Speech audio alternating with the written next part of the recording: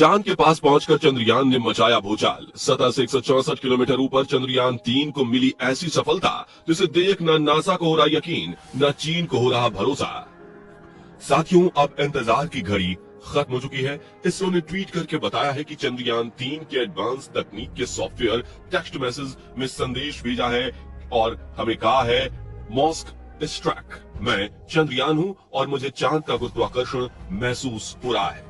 भारत ने ऐसा खेल कर दिया है जिसे देख नासा छोड़िए चीन और रूस के भी होश उड़ गए हैं। जी हाँ, इसरो ने फाइनली चंद्रयान 3 को चांद की ऑर्बिट में धकेल दिया है और जिस तरह चांद ने बड़े ही प्यार से इसे अपनी ग्रेविटी में पकड़ा है, वो देखकर दुनिया के सभी वैज्ञानिक यही मान रहे हैं कि चांद अपनी बाहें खोलकर बड़े दिल से चंद्रयान 3 का स्वागत कर रहा है और भारत जल्द ही चांद पर जीत हासिल कर लेगा। लेकिन चांद की ग्रेविटी ने इसे कैसे पकड़ा, जो देख चीन भी बौखला उठा और अब मिशन के अगले पड़ाव पर क्या होने वाला है बताएंगे आपको। साथ ही ये भी बताएंगे कि चंद्रयान 3 पर सोने की परत क्यों चढ़ाई गई है, तो वीडियो को अंत तक जरूर देखिए। दोस्तों, चांद की कक्षा में अपने स्पेसक्राफ्ट को भेजने के लिए शुरुआती दिनों में नासा और रूस भी कई बार फेल हो चुके हैं और जापान भी हाल ही में फेल हो चुका है। लेकिन इसरो एक ही झटके में चंद्रयान 3 को चांद की कक्षा में एंट्री दिलवा चुका है। दरअसल 1 अगस्त के दिन इसरो ने चंद्रयान 3 को पृथ्वी की गुरुत्वाकर्षण सीमा से बाहर धकेलकर चांद की तरफ जाने वाले लंबे स्पेस हाईवे पर भेज दिया था, जहां पूरे 40,400 किलोमीटर प्रति सेकंड की रफ्तार से चंद्रयान 3 ने बिना रुके 5 दिन तक सफर किया। और 5 अगस्त के दिन इसरो के वैज्ञानिक जो बेंगलुरु हेडक्वार्टर में बैठे थे, उनकी सांसें थमी हुई थी, क्योंकि इसी दिन शाम 7 बजे लूनर ऑर्बिट इंसर्शन के पड़ाव को अंजाम देना है। आपको बता दें कि किसी भी सेलेस्टियल ऑब्जेक्ट की ग्रेविटी को पकड़कर उसकी ऑर्बिट में घुसना किसी भी स्पेस मिशन का सबसे मुश्किल पड़ाव होता है। और चंद्रमा के केस में अगर हमारा चंद्रयान 3 सही रफ्तार से सही एंगल पकड़कर ऑर्बिट में घुसने से चूक जाता तो चंद्रमा की ग्रेविटी से डीप स्पेस में कहीं दूर धकेल देती, जिससे ये मिशन पूरी तरह से फ्लॉप हो जाता। और इसी वजह से पूरा देश चंद्रयान 3 की सफलता के लिए दुआएं कर रहा था। मगर इसरो के वैज्ञानिक बड़े शातिर हैं और उन्होंने चंद्रयान 3 के ऑन बोर्ड कंप्यूटर में एक ऐसी तकनीक फिट की थी जिससे इस ऑर्बिट इंसर्शन की प्रक्रिया के फेल होने की कोई गुंजाइश ही नहीं थी। जी हाँ दोस्तों, जैसे ही चंद्रयान चांद की ऑर्बिट के पास पहुंचा, पिन पॉइंट लोकेशन पर यान पर लगे थ्रस्टर्स को ऑन करके विपरीत दिशा में प्रेशर दिया गया, जिससे इसकी रफ्तार 40,000 किलोमीटर से घटकर 3600 किलोमीटर प्रति घंटा तक लाई गई। इस रफ्तार को कम करने के लिए इसरो के वैज्ञानिकों ने यान के थ्रस्टर्स को करीब 20 मिनट तक चालू किया।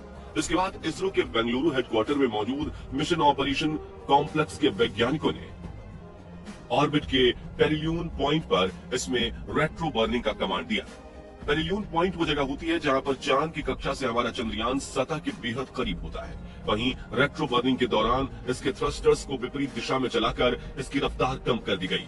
फिर ये धीरे धीरे चांद की कक्षा में प्रवेश करने के लिए आगे बढ़ता रहा और एक पॉइंट पर चांद की ग्रेविटी ने इसे पकड़कर अपनी कक्षा में स्थापित कर दिया, जो कि 164 किलोमीटर इंटू 18,074 किलोमीटर की कक्षा है। बता दें कि इसरो ने ये पूरा खेल सिर्फ 30 मिनट के अंदर ही किया, जिसे देखकर भारत के दुश्मन देश चीन और पाकिस्तान के तो पैरों तले जमीन ही खसक गई है।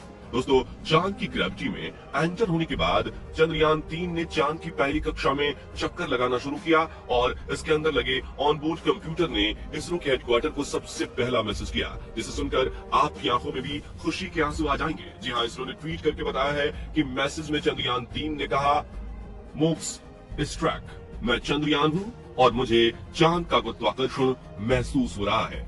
चंद्रयान 3 की तरफ से आए इस मैसेज को सुनकर इसरो के वैज्ञानिक खुशी से झूम उठे, क्योंकि इससे उन्हें ये भी पता चल गया कि हमारा चंद्रयान एकदम परफेक्ट कंडीशन में है। वहीं इसरो के चीफ एस सोमनाथ ने भी मीडिया इंटरव्यू में कहा कि हम बहुत खुश हैं। अब 6 अगस्त को एक और प्रक्रिया शुरू होने वाली है और चंद्रयान को चांद की सतह तक पहुंचाने के लिए 5 अलग अलग प्रक्रियाएं शुरू होंगी। दोस्तों, मिशन के इस पड़ाव के बारे में बात करें तो चांद की सतह पर पैर रखने से पहले इसे 5 अलग अलग प्रोसेस से गुजरना पड़ेगा, जिसमें इसके इंजन फायर करके मैन्यूवरिंग की जाएगी। लेकिन इस मैन्यूवरिंग से इसका कक्षा बढ़ाने के बजाय इसकी कक्षा घटाई जाएगी, जिससे ये चांद के बेहद करीब पहुंच जाए, जिसके लिए पहली मैन्यूवरिंग 6 अगस्त के दिन रात में 11 बजे की गई थी। और आपको बता दें कि इसरो ने चंद्रयान 3 मिशन के इस पड़ाव को भी पार कर लिया है और अब चंद्रयान 3 चांद के दूसरी ऑर्बिट में चक्कर काट रहा है।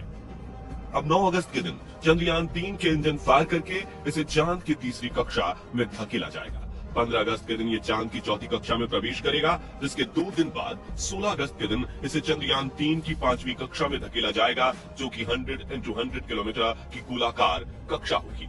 इसी कक्षा में चंद्रयान 3 के propulsion मॉड्यूल और लैंडर मॉड्यूल को अलग किया जाएगा। इसके बाद propulsion मॉड्यूल का सफर यहीं खत्म हो जाएगा, क्योंकि यहीं उसकी मंजिल है। यानी कि propulsion मॉड्यूल इसी कक्षा में चांद की परिक्रमा करता रहेगा और लैंडर मॉड्यूल अकेले चांद पर जीत हासिल करने के लिए सतह की तरफ बढ़ेगा।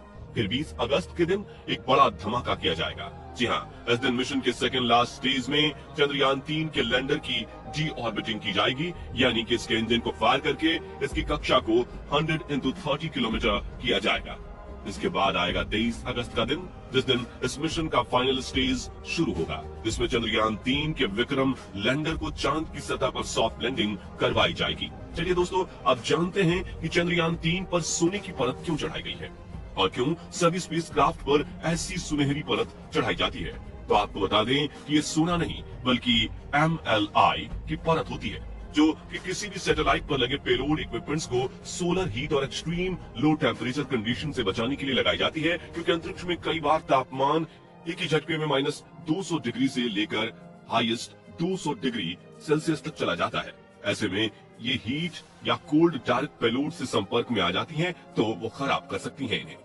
इसलिए मल्टी लेयर इंसुलेशन में नीचे की तरफ एल्यूमिनियम की 3-4 परतें होती हैं और सुनहरी पॉलीमाइड की एक परत होती है, जो हमें उपग्रह को सोने में लिपटे हुए होने का आभास कराती है। बता दें कि ये कोटिंग हीट एंड कोल्ड के अलावा अंतरिक्ष में उड़ रही धूल से भी स्पेसक्राफ्ट या सैटेलाइट की रक्षा करती है। इसी तरह चंद्रयान 3 पर भी मल्टी लेयर इंसुलेशन चढ़ाया गया है। दोस्तों, भारत सरकार इस मिशन को इतना इंपॉर्टेंस दे रही है कि साल 2020 और 2021 में लॉकडाउन के दौरान जब सरकार ने कम टैक्स कलेक्शन किया था, तब भी उन्होंने इसरो के चंद्रयान 3 प्रोजेक्ट की फंडिंग रुकने नहीं दी।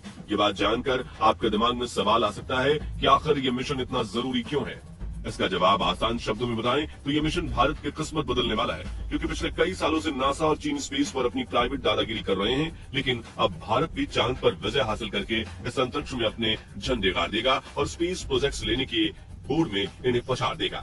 ऐसा इसलिए क्योंकि जब दुनिया के छोटे छोटे देश अपने सैटेलाइट लॉन्च प्रोजेक्ट के लिए नासा और चीन के पास जाते हैं, तो वो इनसे भर भर के पैसे वसूलते हैं, लेकिन भारत के पास ऐसी टेक्नोलॉजी है कि हम इन सभी लॉन्च प्रोजेक्ट्स को सही सस्ते में कर सकते हैं। लेकिन स्पेसक्राफ्ट और सैटेलाइट काफी नाजुक और महंगे होते हैं, इसलिए ये प्रोजेक्ट्स उन्हीं स्पेस एजेंसीज को मिलते हैं जिन पर भरोसा किया जा सकता है। और चंद्रयान 3 की कामयाबी से दुनिया को इसरो की कुशलता पर भरोसा हो जाएगा, जिससे सभी देश अपने लॉन्च मिशन भारत को देना चाहेंगे, क्योंकि भाई पैसा कौन नहीं बचाना चाहता। ऐसे में धीरे धीरे करके इसरो को पहले हजारों, फिर लाखों और फिर करोड़ों डॉलर्स के स्पेस प्रोजेक्ट्स मिलना शुरू हो जाएंगे।